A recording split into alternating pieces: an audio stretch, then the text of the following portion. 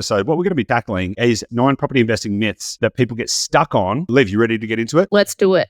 Let's do it. Okay, so myth number 1. I've written here that the myth is that you need your own cash to invest. Now, a lot of people do believe, of course, what do you mean? Of course I need my own cash to invest. How else am I going to invest in property, Olivia? Of course I need my own cash. What do you mean by that? Okay, so there's a term called equity, which could be used for both investors and brand new people who haven't bought a house ever before. So let's just say you're, 25 years of age, and you might have a parent who has equity within a home. They could gift you that equity within a house that they potentially have without them being too much risk to them. So that could be literally your cash deposit for the next property. Let's break that apart a little bit, right? So basically what you're saying is the bank of mum and dad, right? Now I'm gonna be the antagonist with all these kind of things just to make sure we tease out. So you're basically saying bank of mum and dad. So if a lot of people are going to be sitting here saying, well, that's pretty privileged, isn't it? Yes. All right. So if you're lucky enough to have parents who've managed to get into the property market and they've got equity, we'll circle back on that because I think it's a worthwhile avenue to discuss. But basically, if your parents do have a property, they've got equity in their property, you're talking about taking their equity to buy your house. What do you mean by that? How does that play out? Okay, cool. So let's just say, for example, mum and dad own a house and it's worth $800,000 and they have a $500,000 mortgage still left on it. So which means they have an equity position of potentially $300,000. But the bank, we're not asking for all of that. We're just asking for a small percentage. And the way that a broker can set that up is like they withdraw that as the cash funds for the deposits and all of the costs that you need to get your foot in the door for the first one. Yep. So basically they would extend their mortgage. Let's call it $100,000. Let's say you need $100,000 to get your first property. They would extend their mortgage by $100,000. They would get cash out, right? So they'd take cash out of that equity and then they'd give you the cash, basically. Yes, correct. Yeah, that's one way. Yep. A lot of people in Australia, it's like kind of easier to do than, say, for example, like a business idea, right? Because there's proof and numbers behind it and people feel safe with property. So you'd be quite surprised. It'd be interesting if you wrote down like a list of people in your contact list, go to those people, go to the ones that you think would reject you the quickest or the easiest, and then just test the waters and ask them and then see how they reject you and then utilize that information, those objection handles to then go back and now use that to other people within your contact list to say, hey, what do you reckon of this idea? And it's super interesting if you think about it, right? Because every investor wants to understand their risk. Now, if it's your parents, they're going to understand the risk pretty well because they understand you, right? So they're going to be like, okay, all right, what's the risk if I give Olivia, enough of a deposit for her property? What's the risk?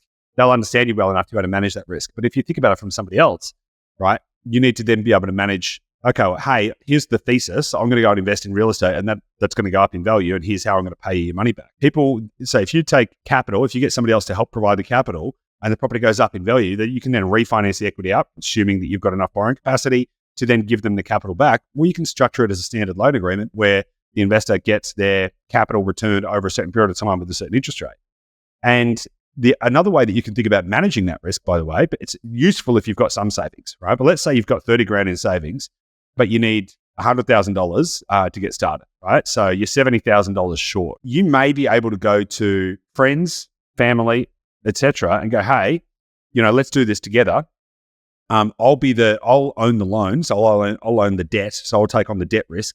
And by the way, here are all the ways that I'm going to manage the risk so that we can make sure we get the upside, which may very well include working with a company like Dashdot that's got a great track record of hey, I'm not going to do it myself because the first thing they'll say is like, you don't know what you're doing. Like, yeah, and correct. I don't know what I'm doing, right? So then it's like, you as the individual may not be saying, I'll go do this myself. You may as individuals may say, hey, look, here's a really good opportunity. Here's why I believe in it. And I'm willing to personally guarantee the capital.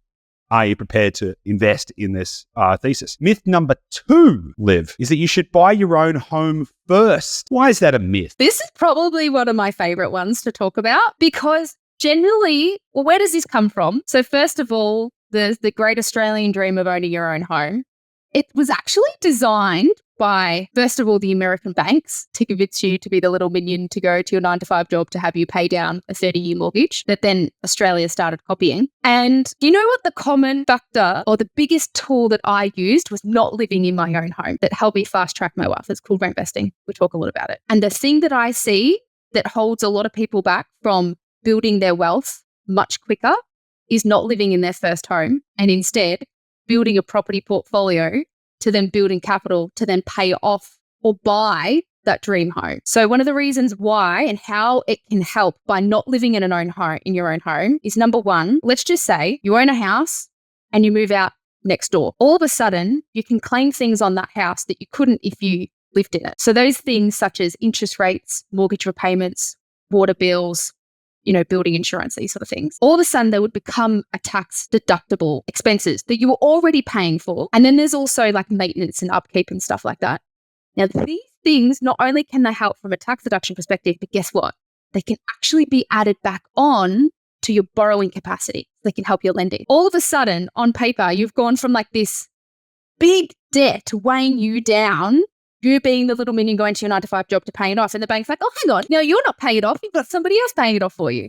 So here we go. We'll give you more borrowing. And this is typically the thing that most people need to move forward at the start. And so this is the thing that can absolutely, it's like power boost at the start of building your wealth. One last thing, and when it's your home and you're living in it, you generally get a lot more emotional to wanting to fix things around the house or upgrade things because you're so emotionally attached and you think that like it's going to add value in some way. But realistically, would you have added that money into the house if you didn't live in it? Something else to think about too is the opportunity cost of what you're spending on your emotional walls that you're living in versus if you were to reposition it into capital to increase on something in another way to get better return. Let's get on to the next myth. This is a good one because a lot of people believe this, really, really believe it, is that you need to be in a job for 6 months before you can borrow money. Isn't that true? No. And you know what?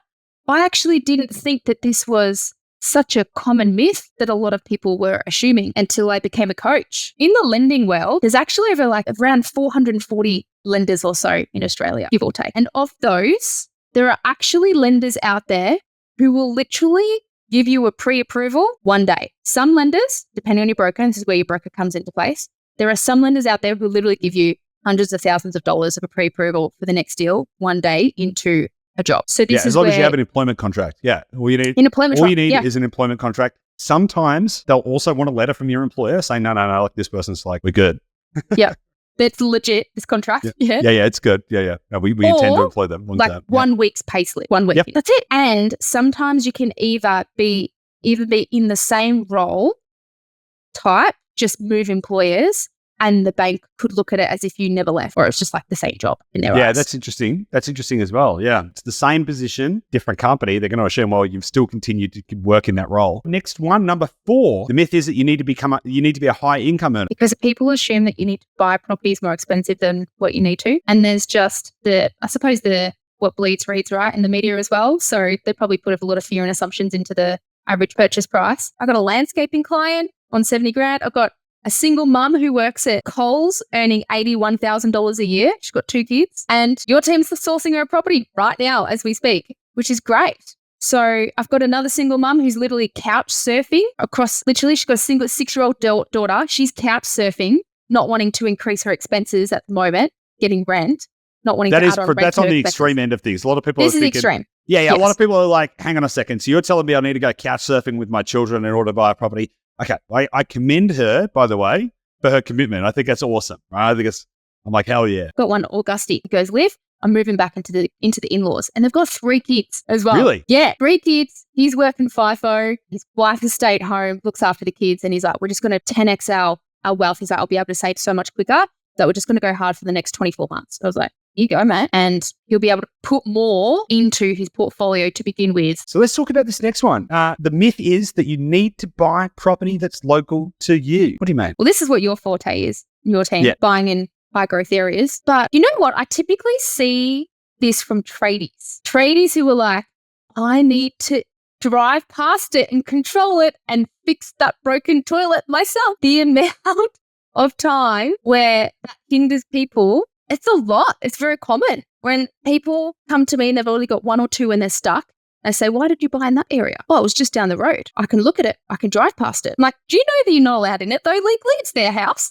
You are not allowed to go into that house yourself. That ends up being, again, something where people think that they need to save money to fix it themselves because there's people, tradies out there who might be doing dodgies and charging you more. And it's just not true because there are really, really, really good tradesmen out there who are ethical. And the other way around is you can just get a couple more quotes for things as well, like get 2 or 3 quotes as opposed to just one to fix an item.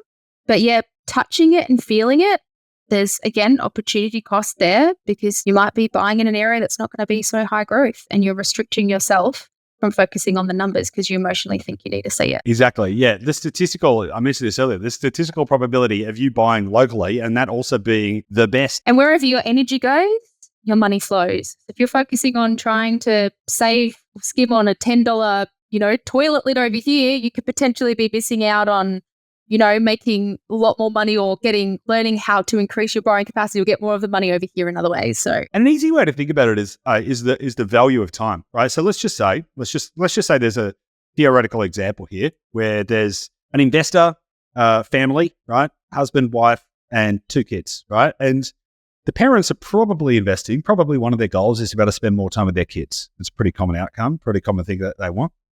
So then if you're setting yourself up to go and buy fix a toilet on a weekend, right? That might cost you $40, $50 an hour to pay somebody else to go fix it.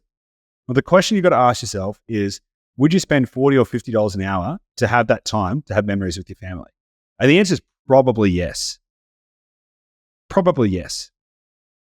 Right? Unless you were really desperate for the cash, I think most people, if you said, all right, because if the alternative is that you say, no, $50 is worth more than spending time with my family. That doesn't sound right, does it? So if you really cook it down to how are you prioritizing the value of your time, you should be getting people out. You should be outsourcing all this stuff as much as possible. So even if you end up buying in a local area, you should be as hands-off as possible, I think. Amen. They say rich people prioritize time. Yeah. Prioritize time. You're always looking for ways to get your time back. Yeah, 100%. It's the single most valuable resource we have. And that's not a cliche either. It's a legitimate thing. I mean, the whole point, right? You really just want to cook down this whole ecosystem of things. Why do we work? Why do we do anything? We're doing all of this kind of stuff because we're trying to create freedom. Now, we can argue that the capitalist construct is designed in such a way that it doesn't create freedom, right? That it's built on the premise of indentured servitude and all of this kind of stuff. And you can draw that bow pretty easily.